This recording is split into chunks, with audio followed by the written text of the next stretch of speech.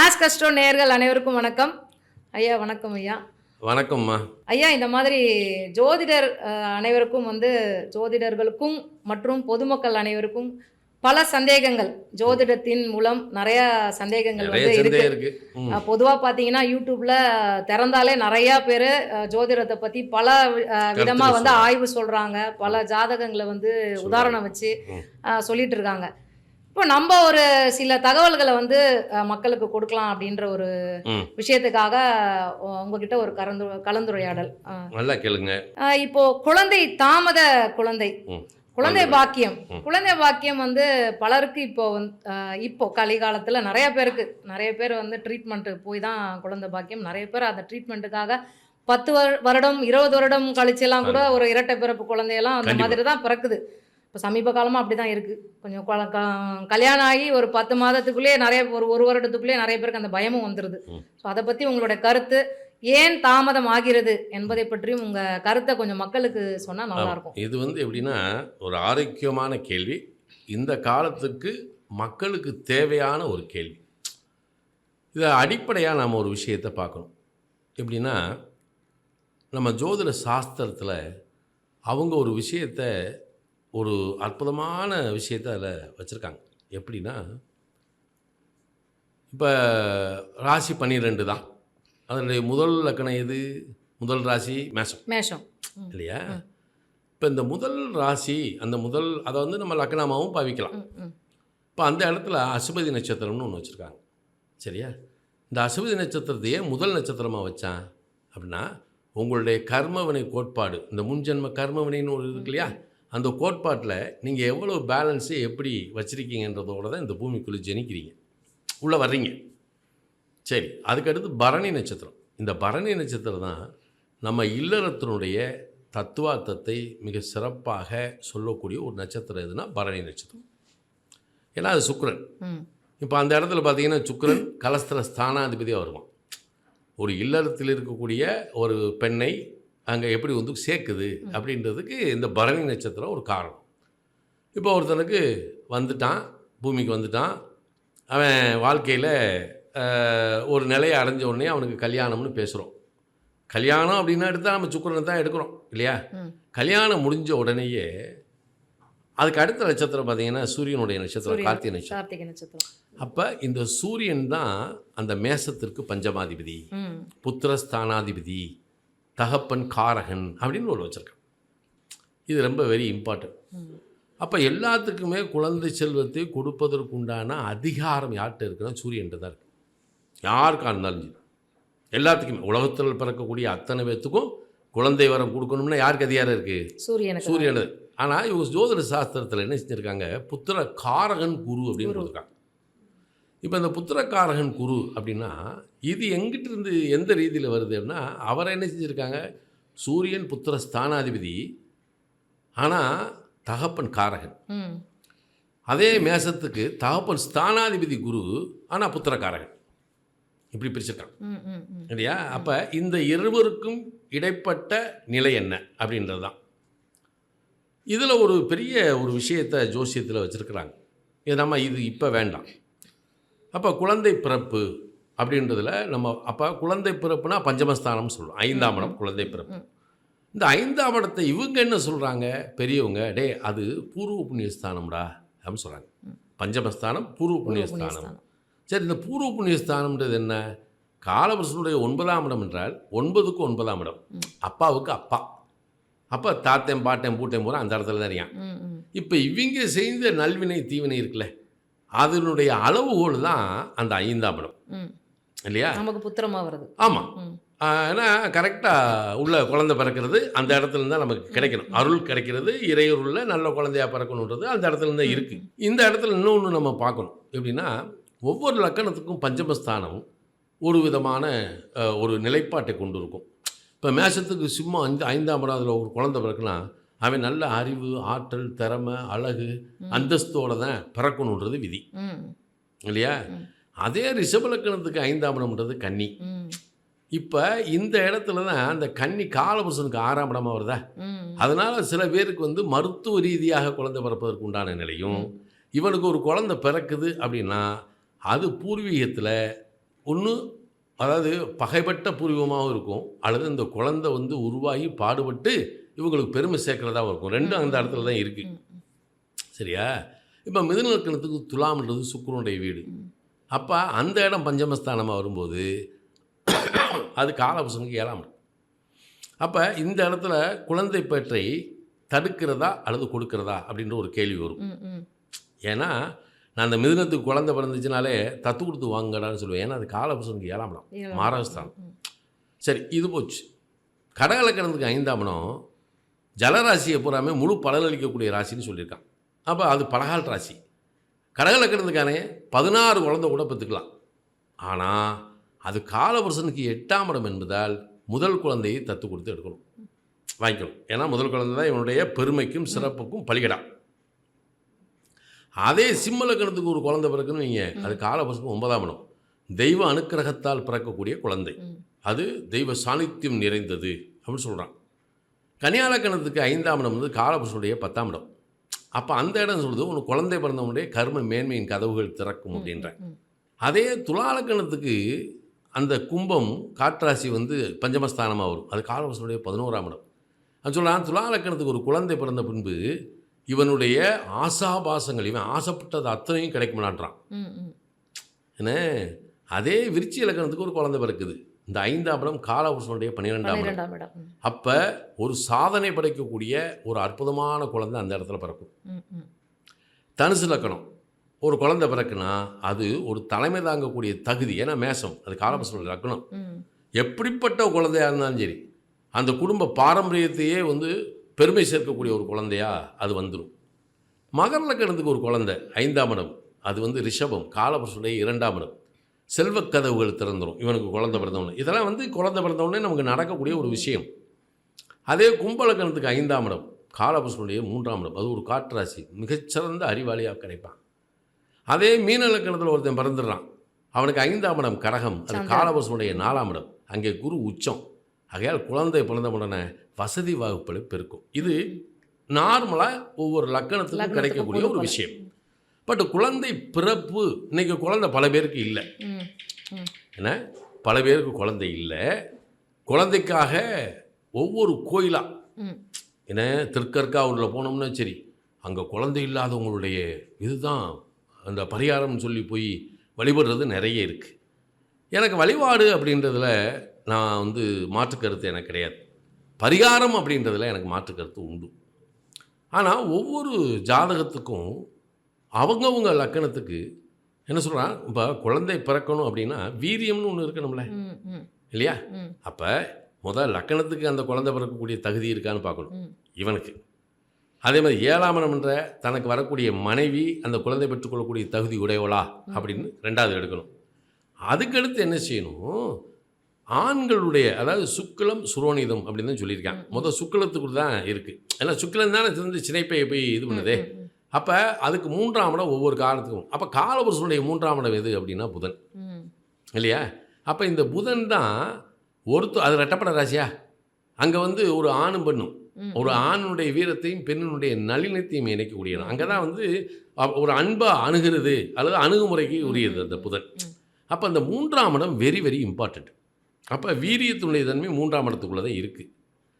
அதை விட ஒரு பெரிய ரகசியம் என்ன அப்படின்னா 12ஆம் இடம் என்ற அயனசேன போகம். அப்போ ஒவ்வொரு லக்கணத்துக்கும் 12ஆம் இடம் நன்றாக அமைந்து விட்டால் அவர்களுடைய தாம்பத்தியம் நல்லாயிருக்கும். இப்போ தாம்பத்தியம் இல்லாமல் இயற்கையில் சூரியனை பார்த்து நம்ம வேணுன்னே குழந்தை வந்துடுமா? இறைவா எனக்கு ஒரு குழந்தைய கொடு அப்படின்னு ஒன்று கொடுத்துடா, எனக்கு குந்தி தேவியா? அப்படி இல்லை. அப்போ இந்த இடத்துல தான் அந்த 12ஆம் இடம்ன்ற அயனசேன போகம். அப்போ அந்த மீனம், இந்த மீனத்தினுடைய அதிபதி யார்? குரு. அந்த வீட்டில் உச்சமடையக்கூடிய கிரகம் எது? சுக்கிரன். வந்துட்டீங்களா? இப்போ இங்கே தான் பாயிண்ட்ஸே இருக்குது. அப்போ குழந்தை இல்லாத தம்பதிகள் செய்ய வேண்டிய முதல் வழிபாடு என்ன அப்படின்னா, இது இன்றைக்கி தான் வந்து இந்த ஆஸ்கஸ்ட்ரோ நேயர்களுக்கு தான் ஃபஸ்ட்டு இதை பேசுகிறோம். ஏன் அப்படின்னா எப்பேற்பட்ட தம்பதிகளுக்கும் என்ன தாம்பத்திய உறவே இல்லை அப்படின்ற கோட்பாடில் வாழக்கூடிய, விரக்தியில் வாழக்கூடிய அந்த அந்த தம்பதியினர்களுக்கு இதுதான் அவங்களுக்கு கொடுக்கக்கூடிய முதல் இது. எப்படின்னா இப்போ அந்த இடத்துல பார்த்தீங்கன்னா உத்திரட்டாதி நட்சத்திரம் அப்படின்ற ஒரு நட்சத்திரம் இருக்குது. பூசம், அனுசம், உத்திரட்டாதி. உத்திரட்டாதி. இப்போ குருவோட வீட்டில் சுக்கிரன் உச்சமடையலாம். அந்த வீட்டில் கர்மக்காரகனுடைய சனிபாவனுடைய நட்சத்திரம் இருக்குது. அப்போ உங்களுடைய கர்மாவனுடைய நிலைப்பாடு நன்றாக இருந்தால் ஒரு குழந்தை பிறக்கும். அதுக்கு அடித்தளம் யாருன்னா எல்லா இடத்துலையும் சனி பகவான் வருவார். இந்த இடத்துல இந்த உத்திரட்டாதி நட்சத்திரம் அப்படின்றது தான் அதுக்கு அதை வந்து காமதேனு அப்படின்னு சொல்கிறாங்க. காமதேனு அந்த நட்சத்திரத்துக்கு பேர் காமதேனு. இப்போ இந்த காமதேனுபுரீஸ்வரர் அப்படின்றது எங்கே இருக்கார் அப்படின்னா பட்டீஸ்வரத்தில் இருக்கு இல்லையா? பட்டீஸ்வரத்தில் இருக்கக்கூடிய அந்த துர்க்கைக்கு பின்னாடி இருக்கிற சிவன் கோயில் தேனுபுரீஸ்வரர், காமதேனுபுரீஸ்வரர் அப்படின்னா அந்த சிவனுக்கு பேர். அங்கே ஞானாம்பாள் இருப்பாள். இவங்க 2 பேர்த்தையும் வழிபட்டு அங்கே உள்ள பைரவருக்கு அபிஷேகம் ஆராதனை பண்ணணும். எப்படி பண்ணணும் அப்படின்னா அங்கே உச்சமடையக்கூடிய சுக்கிரன் தானே உச்சமடைகிறாரு. அப்போ வெள்ளிக்கிழமை போகணும். குழந்தை இல்லாதவர்கள் அவர்களுக்கு ஒவ்வொரு ஜாதகத்திலையும் அவங்க லக்கணத்துக்கு இந்த மீனம் எப்படிப்பட்ட வீடாக வருதுன்னு பார்க்கணும். அப்போ அந்த லக்கணத்துக்கு சாதகமான மாதத்தை எடுத்து அந்த மாதத்தில் வரக்கூடிய ஒரு உத்திரட்டாதி நட்சத்திரத்திலோ அல்லது வெள்ளிக்கிழமை ரொம்ப நல்லாயிருக்கும். அதுவும் மாலை பொழுதில் ஒரு 5 மணிக்கு போனோம்னா துர்க்கைக்கு அபிஷேகம் நடக்கும். அந்த அபிஷேகம் முடித்த உடனேயே 7 மணிக்கு பைரவருக்கு ஒரு அபிஷேகம் பண்ணணும். ஒரு அம்மாலாம் என்கிட்ட அழுகுது, என் குழந்தைக்கு கல்யாணம் ஆகி 5 வருஷம் ஆச்சியா, குழந்தை இல்லையா, என் சமூகத்தில் வந்து எனக்கு ரொம்ப மரியாதை இல்லை, அதுக்காக என்ன செய்ய முடியும் இரு அப்படின்னு சொல்லிட்டு அந்த தம்பதிகளுக்கு இதைத்தான் சொன்னோம். அங்கே போய் பண்ணிட்டு வாங்க. செய்ய வேண்டியது நம்ம அடிப்படையாக செய்யணும். அப்போ கதவு திறக்கணும் இல்லையா? இந்த இடத்துல இந்த தடையை உடைக்கிறதுக்கும் இங்கே போக முடியாத தடையை உடைக்கிறதுக்கும் ஒரு சில விஷயம் இருக்குது. என்னென்னா இப்போ நம்ம பெருமாள் கோயில் இருக்குல்ல, குழந்தை இல்லாதவங்க போக வேண்டியது பெருமாள்கிட்ட வந்து ஒரு இது கேட்கணும், அப்ளிகேஷன் போடணும். பெருமாள்கிட்ட அப்ளிகேஷன் போடுறத விட அவருக்கு முன்னாடி கருடாழ்வார் இருப்பார். அந்த கருடாழ்வாருக்கு ஒரு துளசி மாலையை போட்டு அந்த கருடாழ்வாரை வந்து ஒரு 17 சுற்று அல்லது 18 சுற்று சுற்றிட்டு அதுக்கப்புறம் இந்த மாதிரி காமதேனுபுரீஸ்வரர்கிட்ட போய், அதுவும் குறிப்பாக பட்டீஸ்வரம், அங்கே போய் இந்த வழிபாடை செஞ்சுட்டு வந்தால் இவங்களுக்குள்ளே இருக்கக்கூடிய வீரியத்தினுடைய தன்மை, அயனசேன போகத்தினுடைய தன்மை. ஏன்னா 12ஆம் இடம் நன்றாக இருந்தால்தான் குழந்தை பிறக்கும் இல்லையா? அப்போ 12ஆம் இடத்துடைய கதவுகள் திறந்து விட்டது. இவங்க போயிட்டு வந்தோடனே பாருங்களேன், ஒரு மாத்திரை மருந்து எடுக்காமல் கூட அவங்களுடைய அந்த விந்தணுக்கள் கூடியும். இயற்கையாக அந்த அணுக்கிரகம் அவங்களுக்கு கிடைக்கும். சரியா? ஒன்று. இந்த இடத்துல நான் ஒரு விஷயத்தை, அதாவது நடந்த ஒரு விஷயத்தை நான் சொல்லணும். எப்படின்னா, ஒரு வெளிநாட்டு தம்பதி, அவங்களுக்கு 10-20 வருஷமாக குழந்தை இல்லை, ஏகப்பட்ட சொத்து, ஆனால் அவங்க நம்ம தமிழ்நாடு. அப்போ அவங்க சொந்தக்காரங்க இதே சென்னையில் தான் இருக்கிறாங்க. அங்கேருந்து அவங்க ஃபோன் பண்ணிவிட்டு நாங்கள் வர்றோம், தத்து குழந்தை எடுக்கிறதுக்காக வர்றோம், இதுக்கு உண்டான ஏற்பாடெல்லாம் நம்ம பண்ணிட்டோம், நாங்கள் வந்து உங்கள் வீட்டில் தங்கிக்கிட்டு நம்ம அங்கே போய் எடுக்க வேண்டியது அப்படின்னு சொல்லிவிட்டு அவங்க வந்துட்டாங்க. வந்தவங்களும் அவங்களுக்கு வந்து மாற்று கருத்தெல்லாம் சொல்லலை. அப்போ அவங்க சொல்லியிருக்காங்க, அந்த சென்னையில் இருக்கிறவங்க, அவங்க வேண்டியது தானே, லாஸ்ட்டாக ஒரு விஷயத்தை ஒருத்தர்கிட்ட போய் இந்த ஜாதகத்தை பார்த்துட்டு வந்துடுவோமா அப்படின்னு இருக்காங்க. நாங்கள் பார்க்காத ஜாதகமாக, நாங்கள் செய்யாத பரிகாரமா அப்படின்னு சொல்லிட்டு, அதெல்லாம் போச்சு, வயசாகி போச்சுல, நீ என்ன அப்படின்னு இருக்காங்க. இருந்தாலும் ஒரு ஆறுதலுக்கு போவோமே அப்படின்னு சொல்லும்போது அங்கே தான் என்ன நடந்திருக்குன்னா, அதுக்கு இவங்க வேண்டாம் வெறுப்பா சரின்னு சம்மதம் சொல்லியிருக்காங்க. அவங்க போயிருக்காங்க. அந்த போன இடத்துல இதை பார்த்துட்டு அவங்க சொல்லியிருக்காங்க, ஐயா நாங்கள் உங்களை இவங்க சொன்னாங்கன்னு தான் வந்து பார்க்குறோம், எங்களுக்கு இதில் இஷ்டம் இல்லை, நாங்கள் பரிகாரமெல்லாம் பண்ணிட்டோம், இப்போ தத்து குழந்தை எடுக்கிறதுக்கு தான் நாங்கள் வந்திருக்கோம், ஏன்னா எங்களுக்கு சொத்து நிறையா இருக்குது அப்படின்னு சொன்னோன்னே, அப்படியா சரி உங்களுடைய இதெல்லாம் நான் ஏற்றுக்கிறேன், நான் வயசானவன் தான், எனக்காக நீங்கள் ஒரு விஷயம் செய்ய முடியுமா அப்படின்னு சொல்லுங்கள். அப்போ அவர் சொல்லியிருக்காரு, நீங்கள் 2 பேருமே காலையில் அதிகாலையில் 7:30 மணிலேருந்து ஒரு 8:30 மணி வரைக்கும் வெயிலில் நின்று, அதாவது சூரியனுடைய கதிர்களை உங்கள் உடம்புல படுறது மாதிரியும் சூரியனை நீங்கள் பார்க்குறது மாதிரியும் ஒரு 48 நாள் இருந்துட்டு அதுக்கப்புறம் நம்ம குழந்தை எடுப்போமே அப்படின்னு இருக்காரு. இவங்க உடனே என்னத்த சூரியனை பார்க்கறது, என்ன சூரியன் இது பண்ணுறது அப்படின்னு இருக்காங்க. அப்படின்னா அவங்க அரமனசாக தான் போகிறாங்க. அப்போ புருஷ மண்டாட்டி 2 பேருமே காலையில் அரை மணி நேரம் 1 மணி நேரம் என்ன சூரியன்லேயே நிப்போம்ட்டாங்க. சரியா? ஆனால் மவனே ரிசல்ட்டு மட்டும் இல்லைன்னு வை, வருமா இல்லையா சொல்லிட்டு போயிட்டாங்க. அதே மாதிரி சூரியனுடைய கதிர்களில் நிற்கிறாங்க. புருஷ மண்டாட்டி 2 பேரும் 48 நாள் நல்லா சூரிய ஸ்புடத்தை விழுந்திருக்கு. அதுக்கடுத்து ஆட்டோமேட்டிக்காக அவங்க போய் டெஸ்ட் பண்ணுறாங்க, அந்த உடம்புல கம்ப்ளீட் சேஞ்ச். அதுக்கப்புறம் தாம்பத்தியத்திலே அவங்களுக்கு குழந்தை பிறக்குது. தாம்பத்தியத்திலே குழந்தை பிறக்குது. இது எவ்வளோ பெரிய அதிசயம் இல்லையா? இப்போ எல்லாரும் ஏசி ரூமில் இருக்காங்க. அவங்களோட உண்மைதான். வெளிநாட்டில் வெயில் இல்லை, விட்டமின் டி அளவு குறைவு, விட்டமின்கள் கிடையாது. அப்போ அவர் அதை உணர்ந்து சூரியனை மையப்படுத்தி தான் சொல்லியிருக்காரு இல்லையா? அப்போ இதில் ஒவ்வொருத்தருக்குமே இப்போ இந்த குறைபாடுன்ற சொல்ல வரும்போதே என்ன நடக்கு, இப்போ நடக்கக்கூடிய எல்லா பிள்ளைகளுமே ஏசி ரூமில் தான் இருக்காங்க. ஒரு காலகட்டத்தில் நம்ம ஏசி ரூம்லேயே இருந்தோம், வெயிலில் போனோம், மலையில் நனைஞ்சோம், எங்கே போனாலும் நடந்தோம், ரத்தம் சுற்றியாச்சு. இப்போ இந்த இடத்துலேருந்து அந்த கடைக்கு போகணும்னா ஸ்கூட்டர் எடுத்துகிட்டு போறியா, அது வேற இல்லாமல் சன்ஸ்க்ரீன் வேற போட்டுக்கிறாங்க. ஆமாம், ஏன்னா இதெல்லாம் இப்படி தான் நடக்கு. அப்போ சூரியன், அதுக்காக தான் காலபுருஷனுடைய பஞ்சமாதிபதி சூரியன். அந்த சூரியனுடைய கதிர்கள் யாருடைய உடம்பில் அதிகமாக விழுகிறதோ அவர்களுக்கு ஒரு நோயும் இல்லை. இதுதான் முக்கியமான விஷயம். நீங்கள் நல்ல வெயிலில் அலைஞ்சு பாருங்கள், உங்கள் உடம்புல எந்த ஒரு நோய் வராது. இது இயற்கையா? சரி, இப்போ சூரியனுடைய அணுக்கரக வேணுன்றதை அவர் சொன்னார். இப்போ நம்ம என்ன சொல்கிறோம் அப்படின்னா, இந்த குழந்தை இல்லாதவங்க இப்போ பட்டீஸ்வரத்தில் போய் அபிஷேகம் பண்ணிட்டு வந்துட்டாங்க. அதுக்கடுத்து என்ன செய்யணும் அப்படின்னா, ஒரு ஆவணி மாதம், ஆவணி மாதம் எந்த லக்கணத்தில் பிறந்தாலும் பிரச்சனை இல்லை.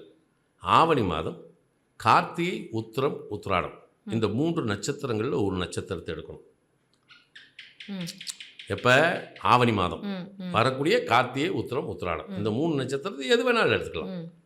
அன்னைக்கு என்ன செய்யணும், நம்ம திருவண்ணாமலையில் போய் உண்ணாமலையையும் அண்ணாமலையாரையும் தரிசனம் பண்ணிட்டு, சரியா, அங்கே என்னென்னா அண்ணாமலையாருக்கு வில்வ மாலை போடணும். ஏன்னா வில்வம்தான், அந்த வில்வத்தில் தான் சித்திரை நட்சத்திரத்துக்குரியது, அதுதான் வில்வம், விந்துநாத பை. அப்போ வில்வ மாலையை போட்டு அம்பாளுக்கு ஒரு நெய் விளக்கு ஏற்றணும். இது செய்யாமல் போ, ஏன்னா அது நெருப்பு ராசி, அதனால் விளக்கேற்று, அம்பாளுக்கு விளக்கேற்று, நெய் விளக்கேற்றுன்னு சொல்கிறோம். செஞ்சுட்டு அந்த மலையை சுற்றிட்டு பிரார்த்தனை முடிச்சுட்டு போயிடலாம். இது ஃபஸ்ட். இன்னொன்று என்ன, அண்ணாமலையார் கோயிலுக்கு போக முடியலையா எங்களால் அப்படின்னா, பெருமாள் அம்சம் கொண்ட குடைவரை கோயில் இருக்குது பார்த்தீங்களா, லக்ஷ்மி நரசிம்மர், லக்ஷ்மி நாராயணன் குடைவரை கோயிலாக இருக்கணும். அந்த கோயிலில் போய் இவங்க துளசி மாலையை போட்டு அங்கே ஒரு நெய் விளக்கேற்றி அந்த பெருமாளை வணங்கிட்டு வந்தாலும் இவருக்கு குழந்தை பாக்கியம் உண்டு. இது சைவத்துக்கும் வைணவத்துக்குமே உரியது தான். அப்போ இந்த இடத்துல தான் அந்த புள்ளி இருக்குது. சரி, இதை விட என்னென்னா ஃபிசிக்கலாக நம்ம பேசுகிறோம் அப்படின்னா, சிம்மம் தான் மலை சார்ந்த இடம். நம்ம அண்ணாமலையை போய் சுற்றுறோம், சரியா, மலை மேலே ஒரு பெருமாள் கோயில் இருக்குடா, போகலாம் ஏறி போகுது. ஆனால் மலை ஏறி இறங்கும்போது பாருங்களேன், உடலியல் தத்துவமே மாறிடும், உங்கள் உடல்நிலை தத்துவமே மாறும். அப்போ புருஷன் முண்டாட்டியும் எங்கேயாவது மலை மேலே இருக்கக்கூடிய கோயில், இப்போ பழனி மலை இருக்குது, போகலாம். மலை இருக்கக்கூடிய இடத்துல ஏறலாம்.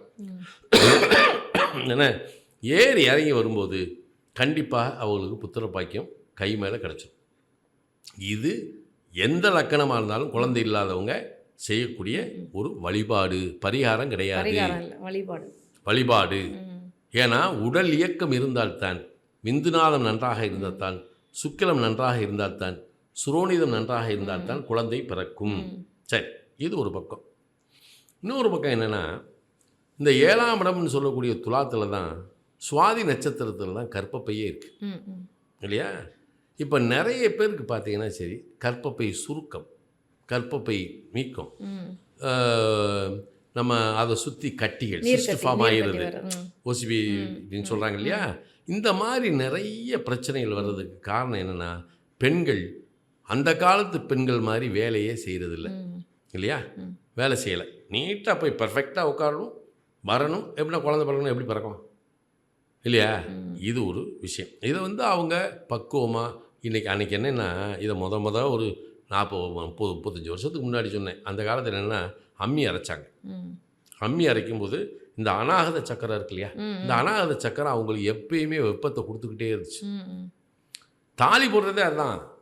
தாலியே அந்த நடு இதில் தான் இருக்கும் இல்லையா, மார்பில். அது அந்த அநாகத சக்கரத்தை தொட்டுக்கிட்டே இருக்கிறதுனால தான் அவங்களுக்கு அந்த இது கிடச்சிக்கிட்டே இருக்கும். சரியா? அதுக்கடுத்து என்ன அப்படின்னா, ஆட்டு உரலில் ஆட்டுறது. இன்றைக்கி 2 வேலையும் இல்லையா? சரி, காலால் நடந்துட்டு வாங்கடா, அதுவும் இல்லை. அப்போ உடலியல் தத்துவத்தை வந்து நாம தான் எடுத்துக்கிடணும் மொழியை பாதுகாக்கணும். அதுக்குண்டான சூழல் இது தெய்வ வழிபாட்டினுடைய நிலை. இந்த வழிபாடையும் பண்ணணும். நான் வழிபாடு பண்ணிட்டேன் அப்படின்னு சொல்லிட்டு உடலியலை பார்க்காம இருக்கக்கூடாது.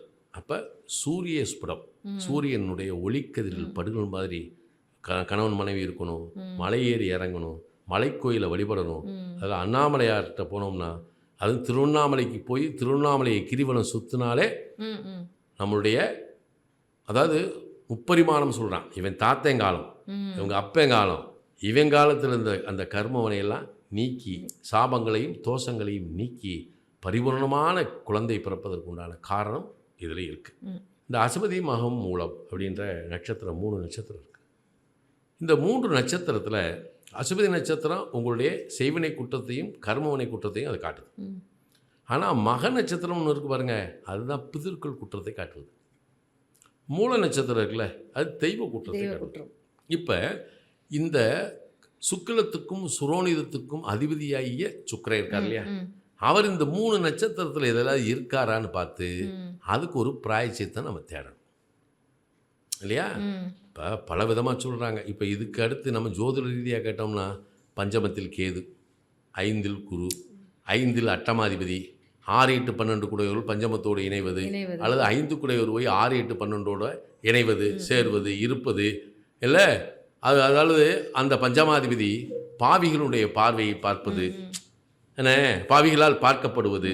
அப்படி வரும்போது இந்த குழந்தை தாமதமாகிறது அப்படின்னு சொன்னாலும், இத்தனை சங்கடங்களை நீக்கக்கூடிய ஒரு வல்லமை திருவண்ணாமலைக்கு உண்டு.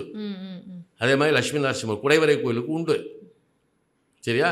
இதை செஞ்சாச்சுன்னா அனைவருக்கும் அற்புதமான குழந்தை பிறக்கும். அதுக்கு காமதேனுபுரீஸ்வரராகிய அது ஒரு விசேஷம் என்னென்னா, பட்டீஸ்வரன் தான். எப்படின்னா, ஒரு மன்னருக்கு குழந்தை இல்லை. மன்னருக்கு குழந்தை இல்லைங்கும்போது அந்த மன்னருடைய ஆச்சாரியார் அவர் இந்த ஸ்தலங்களுடைய பெருமையெல்லாம் தெரிஞ்சவர் போல இருக்கு. அப்போ தெய்வத்தினுடைய அனுக்கிரகத்தில் அவர் சொல்லியிருக்கிறாரு, அங்கே பட்டீஸ்வரத்தில் இருக்கக்கூடிய தேனுபுரீஸ்வரருக்கு தை மாதம் வரக்கூடிய உத்திரட்டாய நட்சத்திரத்தில் நீங்கள் வழிபட்டா உங்களுக்கு குழந்தை பிறக்கும்னு சொல்ல, அவர் தை மாதம் உத்திரட்டாய நட்சத்திரத்தில் அந்த சிவனுக்கும் அம்பாளுக்கும் பைரவருக்கும் அபிஷேகம் பண்ண அடுத்த நிமிஷம் அந்த மன்னருக்கு குழந்தை பிறந்தது. இதுதான் சாஸ்திரத்தினுடைய நிலை. இப்போ அங்கே போனால் குழந்தை கிடைக்குமா கிடைக்காதா? என் அனுபவத்தில் கிடைச்சிருக்கு. நான் நிறைய சொல்லி முழுமையாக நம்பணும், நம்பி. ஆமாம், அல்ல அயனசேன போகம்ன்ற தடையை நீக்கக்கூடிய ஒரு ஸ்தலம் எதுனா தேனுபுரீஸ்வரர் தான். இதை செய்தால் மக்கள் அனைவருக்கும் குழந்தை பாக்கியம் கிடைக்கும். இதில் முத்தாய்ப்பான நிலை. இப்போ நீங்கள் ஒரு ஜோசியர், ஒரு ஜாதகத்தில் குழந்தை இல்லை. அப்போ அவங்களுடைய பஞ்சமஸ்தானம் இருக்கு இல்லையா, 5ஆம் இடம், 5 குடையவர். இப்போ பஞ்சமஸ்தானத்தை கோச்சார குரு இருக்குல்ல, அது பார்க்கக்கூடிய அந்த காலத்தை தேர்ந்தெடுத்து இந்த தெய்வ வழிபாட்டை செய்ய சொன்னால் உடனே சரிதானே? அப்போ இதில் தான் இருக்குது வேடிக்கை. இதை செய்தாலே நமக்கு குழந்தை வரம் இறைவனிடமிருந்து முழுமையாக கிடைக்கும். இன்றைக்கி என்ன ஒரு பெரிய இதுனா, குழந்தைகளுடைய ஆட்டிசம். இந்த ஆட்டிசம் குழந்தைகள் எப்படி இதாகுது? இப்போ நிறைய நான் பார்த்த ஆட்டிசம் குழந்தைகளுடைய ஜாதகம். நான் அந்த குழந்தைகளுடைய ஜாதகத்தை வாங்கி பார்க்குறதுக்கு முன்னாடி பேரண்ட்ஸோட ஜாதகத்தை தான் நான் பார்க்குறேன். எதுக்காக இந்த குழந்தை இவர்களுக்கு பிறந்தது இப்படி பார்க்கும்போது, நான் ஆய்வு பண்ணி எடுத்த கருத்து கிட்டத்தட்ட 100க்கு 89% நான் பார்த்ததில் சுக்கிரன் கேது சாரத்தில் இருப்பது. இந்த சுக்கிரன் கேது சாரத்தில் இருக்குது. ஏன் இதை இப்படியும் பிரிக்கலாம். அவர்களுக்கு 5 குடையவர் கேது சாரம் வரலாம், 3, 12 குடையவர்களும் கேது சாரம் வரலாம். இதெல்லாம் மீறி லக்னாதிபதியே கேது சாரம் வாங்கலாம் ம் இல்லையா? ம் ஆனால் சுக்கிரத்தினுடைய தன்மையில் வீரியம் இருந்தால் தான் குழந்தையினுடைய வீரியம் நல்லாயிருக்கும். ம் நீங்கள் ஆரோக்கியமான குழந்தை எப்படி பிறக்கும்? விந்துவில் இருக்கக்கூடிய விந்தணுக்களுடைய ஸ்திரத்தன்மையை வச்சு தான் குழந்தை பிறக்கிறது. அப்போ சுக்கிரத்தினுடைய தன்மை.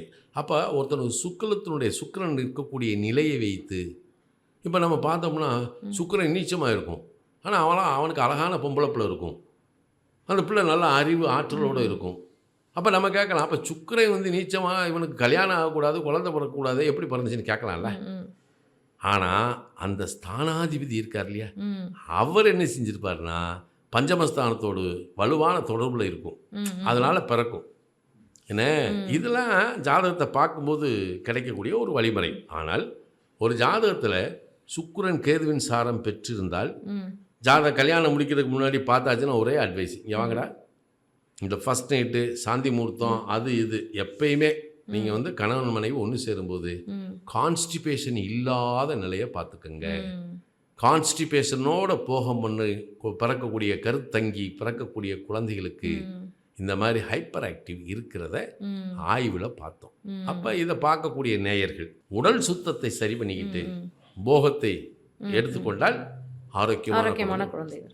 இது உடல் ரீதியாக, உள்ள ரீதியாக இருக்கணும், நல்ல சிந்தனை இருக்கணும், பயம் இருக்கக்கூடாது, படபடப்பு இருக்கக்கூடாது, ஐயோ இது இப்படியோ அப்படியோன்ற ஒரு இது இருக்கக்கூடாது. ஆனந்தமயமாக ஒன்று சேரும்போது தான் ஒரு ஆனந்தமான ஆரோக்கியமான குழந்தை பிறக்கும். அதுக்கு அவங்களுடைய சூழ்நிலையும் காரணம். சூழ்நிலை அவங்க இருக்கக்கூடிய சூழ்நிலை இருக்கு இல்லையா. ஆனால் இதை நம்ம சொல்கிறோம், அந்த காலத்தில் 10க்கு 10 ஒரு வீடு தான் இருக்கும். இதில் வந்து 2 குடும்பம் 2ஆக பிரித்து 2 குடும்பம் இருக்கும். அதுக்குள்ளே ஒரு வீட்டுக்குள்ளே 7-8 பேர் இருப்பான். ஆனால் கல்யாணம் முடிச்சிருப்பான், அடுத்தடுத்து குழந்தை வந்திருப்பான். எப்பட்றா அப்படின்னு கேட்டோம்னா சரி, அந்த ரூமுக்குள்ளே தாம்பத்தியம் பண்ணி அழகழகான குழந்தையில ஆரோக்கியமான குழந்தைகளை பெற்றெடுத்தான்ல. அப்படின்னா என்ன காரணம்னா அவனுடைய உழைப்பும் அவன் விந்தில் இருக்கக்கூடிய சக்தியும் எந்த விதமான எண்ணங்களும் இல்லாத ஒரு ஆனந்தமான ஒரு இயல்பு தான் அவனுக்கு இல்லையா. இதைத்தான் நம்ம பார்க்கணும். அப்போ ஸ்தானாதிபத்தியத்தை போய் ஆய்வு பண்ணுறதுக்கு முன்னாடி இதை பண்ணி பார்த்தோம் அப்படின்னா குழந்தை எல்லோருக்கும் உண்டு. இந்த உலகத்தில் குழந்தை இல்லாதவர்கள் யாரும் இருக்க முடியாது. அனைவருக்கும் இறைவனுடைய அனுக்கிரகம் பரிபூர்ணமாக கிடைக்கட்டும். ரொம்ப சிறப்பாக சொன்னீங்க ஐயா. இதில் இன்னொன்று என்னென்னா, வெளிநாடை பற்றி நீண்ட நாள் நான் கேட்கணுன்னு இருந்தேன் உங்ககிட்ட. வந்து வெளிநாடுக்கு போகிறதுக்கு நிறைய மக்கள் தன்னுடைய குழந்தைங்களை வந்து வெளிநாடு அனுப்பணும் படிக்கிறதுக்காகவும், அது ஒரு பெரிய கௌரவமாக வந்து நினைக்கிறாங்க நிறைய பேர். அது வந்து எனக்கு தெரிஞ்சு நான் படித்த விஷயத்தை பார்த்தீங்கன்னா அது தோஷமாக தான் நான் நினைக்கிறேன். உங்களோட கருத்து என்னவோ எனக்கு தெரியல, நீங்கள் உங்களோட கருத்து விளக்கமாக பேசுவோம். இதில் என்ன என்னோட இதுனா ஒரு கேள்வி, வெளிநாடு போகிறது ஒரு பக்கம் இருக்கிறது, ஒரு யாருக்கெல்லாம் கொடுப்பன அப்படின்ற ஒரு விஷயம் இருக்குது. வெளிநாடு போயிட்டு திருப்பி நம்ம சொந்த நாட்டுக்கே அவங்க வர்றதுக்கான அமைப்பு உள்ள ஜாதகம், இல்லை வெளிநாடுல தான் இருப்பாங்களா, செட்டில் ஆவாங்களா அப்படின்ற ஒரு இது வந்து நிறைய பேர் வந்து கேள்வி கேட்கறது வந்து, நான் வந்து திரும்பி நான் தாய்நாட்டுக்கு திரும்புவேனா, இல்லை நான் இங்கேயே எனக்கு விசா வந்துருமா, இல்லை என் குழந்தைங்களோட நான் இங்கேயே செட்டில் ஆயிடலாமா. ஏன்னா அந்த குழப்ப நிலையில அவங்க வந்து வெளிநாட்டுல பலர் வந்து இருக்கிறாங்க. அது வந்து பார்க்குற ஒரு விஷயம். நீங்க அதை பத்தி ஒரு சில கருத்து சொல்லலாம். ஒருத்தர் வந்து வெளிநாடு போகணும் அப்படின்னா ஜாதக ரீதியாக நம்ம அதை பார்த்துட்டு அதுக்கப்புறம் இது எப்படி போகலாம் அப்படின்னு நம்ம பார்ப்போம். இப்போ வெளிநாடு போகிறதுக்கு 3 விதமான நிலைகள் இருக்குது. ஒன்று இன்ப சுற்றுலா போகிறது, இன்னொன்று படிப்புக்காக போகிறது, இன்னொன்று உத்தியோகத்துக்காக போகிறது. இந்த 3 தான் வெளிநாடு போகிறதுக்கு உண்டான அடிப்படை விஷயம். இப்போ வெளிநாடு போகணும் அப்படின்னா வந்து ஒரு உயர்கல்வி முடிச்சிருந்தா அவன் உத்தியோகத்துக்காக போகலாம். இல்லை உயர்கல்வி படித்து அங்கேயே எனக்கு ஒரு வேலை எடுக்கிற மாதிரி இருந்தால் வெளிநாட்டு யூனிவர்சிட்டியில் போய் நான் படிக்கலாமா அப்படின்னு கேட்கலாம். சில பேர் நினச்சா கேஷுவலாக வந்து 3 மாதத்துக்கு ஒரு டூர் அடிப்பான். ஏடா சும்மா இன்ப சுற்றுலா தான், ஜாலியாக போயிட்டு வரேங்க அப்படிமா. இந்த 3 வகையாக தான் இருக்குது. எந்த ஒரு லக்கணமாக இருந்தாலும் ஒரு ஜாதகத்தில் 3ஆம் இடம், அப்போ வெளிநாடு போகிறேன்னா 3ஆம் இடம் என்பது வீட்டை விட்டு வெளியேறுதல். அது 4ஆம் இடத்துக்கு 12ஆம் இடமா, இவன் வீட்டை விட்டு வெளியே போகிறேன். 9ஆம் இடம் என்பது லாங் ஜேர்னி, நீண்ட தூர பயணம். 12ஆம் இடம் என்பது முற்றிலும் புதிய சூழல் இல்லையா, முற்றிலும் புதிய சூழல், அதான் வெளிநாடு. இப்போ ஒரு ஜாதகத்தில் 3 குடையவர், ம். 9 குடையவர், 12 குடையவர் இவருடைய தசா புத்தி அந்தர காலங்கள் ம். ம். அல்லது 3, 9, 12க்கு குறிகாட்டக்கூடிய கிரகங்கள் ம். அந்த தசா புத்தி அந்தர காலங்களில் இவன் வெளிநாடு போகலாம். ம். சரியா? வெளிநாடு போகலாம். போகலாம். இப்போ வெளிநாடு போகிறதுக்கு இந்த 3, 9, 12ஆம் பாவங்கள் துணை இருக்கணும். ம். ஆனால் லக்னத்துக்கு போகக்கூடிய தகுதி இருக்கணும். நம்ம லக்னத்துக்கு இல்லாமல் பேசக்கூடாது. ம். ம். உடனே லக்னாதிபதி போய் இப்போ ஒன்றும் இல்லை, லக்னாதிபதி செவ்வாய் வச்சுக்கிடுவோம். ம். செவ்வாய் போய் 8ல் விருச்சிகத்தில் சனி சாரத்தில் உட்காந்துருக்காரு. ம். ம். குரு 12ல் உட்காந்துருக்காரு, புதன் சாரத்தில் உட்காந்துருக்காரு. ம். சரியா? ம். இப்போ இதுலேயும் ஒரு விஷயம் நடக்கும். இப்போ செவ்வாய் தசை முடிஞ்சு ராகு தசை முடிஞ்சு குரு தசை வருதுன்னு வைங்க. ம். ம். இல்லை அவன் சந்திரனுடைய நட்சத்திரத்தில் பிறந்திருக்கான், ம். அப்போ அதுக்கடுத்து செவ்வாய் தசை ராகு தசை 4வது தசை குரு தசை வருது குரு தசை. அப்படின்னு வச்சுக்கிடுவோம். ம். இப்போ மேச லக்னம் எடுத்துனா லக்னாதிபதி செவ்வாய் 8ல் தான் இருக்கார். ம். ம். அனுஷத்தில். சரியா? ஆனால் அவனுக்கு குரு தசை வந்துடுது. ம். குரு மீனத்தில் புதன் சாரத்தில் இருக்கார். ம். இப்போ குரு 9, 12 குடையவர், புதன் 3 குடையவர், ம். 6 குடையவர். இப்போ இந்த குரு தசை வேலை விஷயமா வெளிநாடு போகலாம். ம். ம். சரியா? போவேன். ம். ஆனால் குருதசை முடிஞ்ச உடனேயே ம். அடுத்த நிமிஷம் இங்கே வந்துடுவேன். ம். ஏன்னா லக்னாதிபதி 8ல் இருக்குல்ல, ம். ம். அதனால அவன் அங்கே தங்க முடியாது. ம். இதுக்கு இடையில இந்த 3, 9, 12 குறிகாட்டக்கூடிய அந்த திசையிலேயே அட்டமாதிபதி புத்தி வருது பாருங்க, ம். அந்த நேரத்தில் அவன் இங்கே வந்துடுவான். ம். ஏன்னா 9ஆம் இடம் நீண்ட தூர பயணம், ம். 8ஆம் இடம் அதை தடை செய்யக்கூடிய வீடு. ம். இந்த 12 குடையவரே போய் 3, 9, 12, 12 குடையவரே போய் ம். 4ஆம் பாவத்தோடு சம்மந்தப்படுறார் ம். அப்படின்னா அவர் வெளிநாட்டிலேயே சொத்து பத்தை வாங்கி அங்கேயே செட்டில் ஆயிடுவார். ம். இப்போ இது வேலை பார்க்குறதுக்கு வச்சுக்கிடுவோம். இது 9 குடையவர் ம். அல்லது 12 குடையவர். 12 குடையவர் 9 குடையவர் சாரம் பெற்று 4ஆம் பாவத்தோடு சம்மந்தப்பட்டால் அவன் கல்விக்காக உயர்கல்விக்காக உயர்கல்விக்காக. அவன் அங்கே போவான். அப்போ அந்த 4ஆம் பாவம் இண்டிகேட் பண்ணுறதுனால உயர்கல்வி முடித்து அங்கேயே அவன் வேலை பார்த்து அங்கேயே தங்கணும்னா தங்கிடலாம். ம். இது அவனுக்கு கிடைக்கக்கூடிய ஒரு அமைப்பு. ம். அப்போ எஜுகேஷன், ஹையர் எஜுகேஷன் 9ஆம் இடம் தான் 9ஆம் இடம். ம். இல்லையா? அப்போ 9ஆம் பாவம் இண்டிகேட் பண்ணி 9, 12ஆம் பாவத்துக்கு மட்டும்தான் இது குறிகாட்டுது அப்படின்னா எஜுகேஷனுக்காக அவன் போகலாம். ஏன்னா 6ஆம் பாவம் குறிகாட்டினா தான் அங்கே வேலை ம். ம். இல்லையா? 6ஆம் பாவம் சர்வீஸ், ம். ம். 6, 10 இண்டிகேட் பண்ணணும். ம். அந்த காலகட்டங்களில் அவன் அங்கேயே வேலைக்கு போயிடலாம். ம். அப்போ இந்த இடத்துல 3, 9, 12 இயற்கையாக குறிகாட்டினா ம். அவன் எஜுகேஷனுக்காக போகலாம். ம். அதே 3, 9, 12ஆம் பாவத்துக்கு குறிகாட்டக்கூடிய கிரகம் 5ஆம் பாவத்தோடு சம்மந்தப்பட்டா அவன் ஒன்லி இன்ப சுற்றுலா தான். அதே 3, 9, 12 கூடியவர்கள் 2, 6, 10ஓடு தொடர்பு கொண்டால் அவன் வெளிநாட்டில் வேலைக்காக போவான். ம். இதில் அந்த கிரகத்தினுடைய காரகத்துவ ரீதியாக அவன் எவ்வளோ சம்பாதிப்பான், எப்படி இருப்பான், அங்கே போய் எப்படி வாழ்க்கை வாழ்வான். ஏன்னா சனி பகவான் கூட 9, 12க்கு இண்டிகேட் பண்ணலாம். ம். அப்போ இவன் அங்கே போன உடனே இறங்கிடுவான். இறங்கினதுக்கு இங்கேருந்து கிளம்புறதுக்கே 1008 தடை பண்ணுவார் சனி. அங்கே போய் உட்கார்ந்த உடனே அந்த இடத்தை இவன் புரிஞ்சுக்கிறது வரைக்கும் அங்கே சில ஸ்ட்ரகிள் இருக்கத்தான் செய்யும். ம். அதுக்கப்புறம் தான் அந்த இடத்துல இவன் செட் ஆக முடியும். ஏன்னா அப்போ ஒவ்வொரு கிரகங்களுக்கும் தன்னுடைய குணாகார ரீதியாக அல்லது காரக ரீதியாக தன்மை ரீதியாக தான் வெளிநாட்டில் போய் இவன் எப்படி. இப்போ ஒரு சிம்மலக்கண ஜாதகம் 3, 10 கூடைய சுக்கிரன், ம். இவர் 12ல் போய் ஆயில்ய நட்சத்திரத்தில் உட்காந்துட்டார். சரியா? ம். 12ல் போய் ஆயில்யத்தில். ஆயில்ய நட்சத்திரத்தில் உட்காந்துட்டார். இப்போ ம்.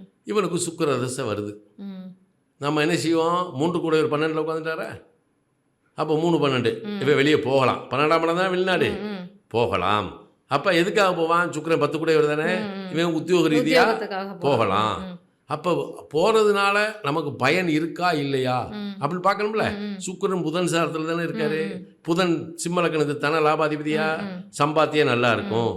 சரி, சம்பாதிச்ச பணத்தை இவன் என்ன செய்வான்? சிம்மலக்கணத்துக்கு 12ஆம் இடம், காலபுருஷனுக்கு 4ஆம் இடம், 4ஆம் இடம். அங்கேயே அவன் சொத்து ஒத்து வாங்கி அங்கேயே தங்கலாம்.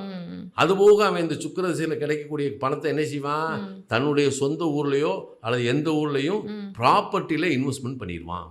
அப்போ ஒரு கிரகத்தினுடைய நிலை. அப்போ இந்த சுக்கிரன் போய் அந்த 3, 9, 12 தொடர்புகளனால வெளிநாட்டில் மிக மகிழ்ச்சிகரமாக ஆனந்தமாக நல்ல வெல் சொபிஸ்டியோட இருப்பேன். ரைட், இவ்வளவும் பார்க்க வேண்டியது இருக்கு. பார்க்கணும்.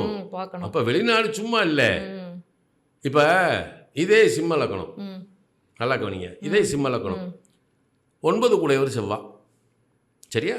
9 கூடையவர் செவ்வாய் தானே. செவ்வாய். ம், அந்த செவ்வாய் போய் 12ல் உட்காந்து ஆயிலை நட்சத்திரத்தில் உட்காந்துருது. ம், ம், இப்போ செவ்வாய் அந்த இடத்துல நீச்சமா இல்லையா? ம், ம், அப்போ இவன் உயர்கல்விக்காகவும் போகலாம், அதுக்கப்புறம் அங்கேயே இருந்து வேலையும் பார்க்கலாம். ம், சரி, இவன் உயர்கல்விக்காக தான் போவான், ம், அங்கே வேலை தேடி தேடுவான் ரொம்ப நாள். ஏன்னா 10ஆம் பாவத்தோட தொடர்பு கொள்ளலை. ம், ஏன்னா அப்போ படிக்க போனவன் நான் இங்கே வேலை கிடைக்குமா, இங்கேயே தங்கலாமா, நான் இது ஒன்றுவேன், அங்கே தங்க வைக்கும். ம், அதே புதன் சாரம் என்ன செய்யும், தன லாபாதிபதி. ம், அப்போ நீச்ச செவ்வாய்ல ம், அவன் தேவைக்கு அங்கே பாடுபட்டு சம்பாதிக்கிறது இருக்குது. ம், அல்லது அதே செவ்வாய் என்ன செய்யுது, 9 கூட ஒரு போய் 12ல் உட்காந்துருக்காரா, எப்படி ஒரு கிரகத்தினுடைய குணத்தை எப்படி செயல்படுதுன்னு நான் சொல்கிறேன். ம், ம், அப்போ 9 கூட ஒரு போய் 12ல் நீச்சமாகி தன லாபாதிபதி சாரம். ம், ம், சரி, இவனை கொண்டு போய் வெளிநாட்டில் உட்கார வச்சு ம், நல்லா அழகா ஓரளவுக்கு சம்பாதிக்கிறான்னு வைப்பான். இவன் எதிர்பார்த்த பொருளாதார நீச்சம் தானே, எதிர்பார்த்த அளவுக்கு சம்பளம் இல்லாட்டாலும் இவனுக்கு ஒரு சம்பளம் வருது. இதை என்ன செய்ய வைக்கும்? ஏன்னா செவ்வாய் ஏற்கனவே 4 கூடையவர் தானே, ம், சுகஸ்தானாதிபதி. ம், ம். அப்போ இவன் சொத்து பத்தில் இன்வெஸ்ட்மெண்ட் பண்ணலாம்.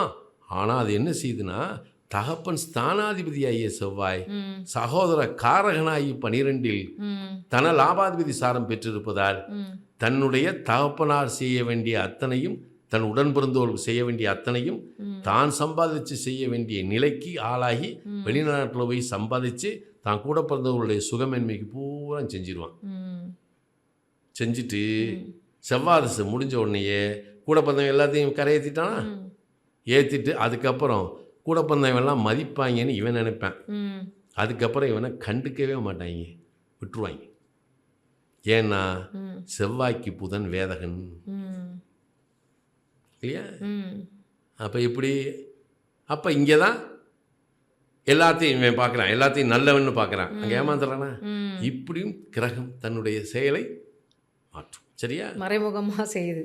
ஆமாம், இது மறைமுகமாக இல்லை, இதுதான் குணம். ம், இப்போ சிம்மலக்கணத்துக்காரன் குருந்தசையில், சார் குருந்தசையில் இவன் வந்து ஃபாரின் போகக்கூடாதா சார் ம், கேட்கலாம். ம், ஆனால் சிம்மலக்கணத்துக்கு குரு யார்? 5, 8 குடையவர். ம், இப்போ என்ன எப்படி மாறுது பாருங்க, ம், 5, 8 குடையவர். சரியா? ம், இப்போ அந்த 5, 8ன்றது 7ஆம் இடத்துக்கு தன லாபாதிபதி. ம். 7ஆம் இடத்துக்கு தனலாபம். தன லாபாதிபதி. அப்போ இந்த குருதசை இவன் எங்கே போய் உட்காரானோ அந்த கம்பெனிக்கு இவன் உழைச்சி கொடுப்பான், அந்த கம்பெனி டாப்புக்கு போயிடும். ம், ஏன் இவனோட நம்ம சாதாரணமாக போய் பழகினா நம்ம நல்லா இருப்போம், ம், வச்சுக்கிடுவோம். ஏன் இப்போ இவன் வெளிநாடு போகக்கூடாதான்னு நீங்கள் கேட்கலாம், போவேன்.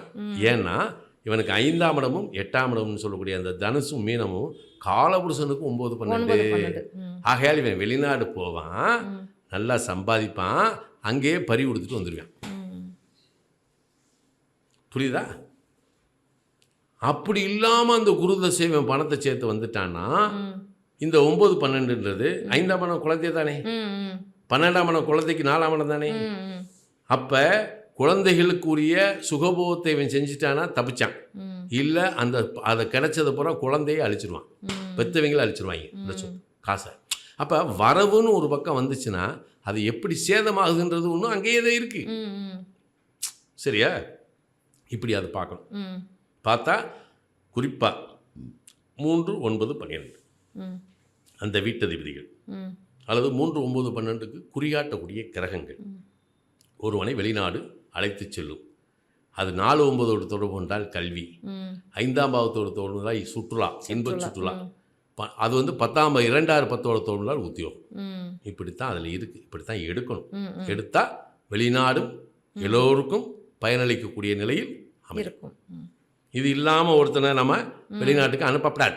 இவ்வளோ நேரம் நம்ம வெளிநாடு பற்றி திருமணமான பிறகு குழந்தை பாக்கியத்துக்கு எந்தெந்த கோயிலெலாம் போகலாம், எப்படி வந்து வழிபாடு செய்யலாம், பரிகாரம்னு எடுக்காம வழிபாடு முறைகள் எப்படி போய் நம்ம வழிபட்டு நம்மளுக்கு வந்து குழந்தை பாக்கியத்தை பெறுவதற்காக வழிமுறைகளை நிறைய சொன்னீங்க.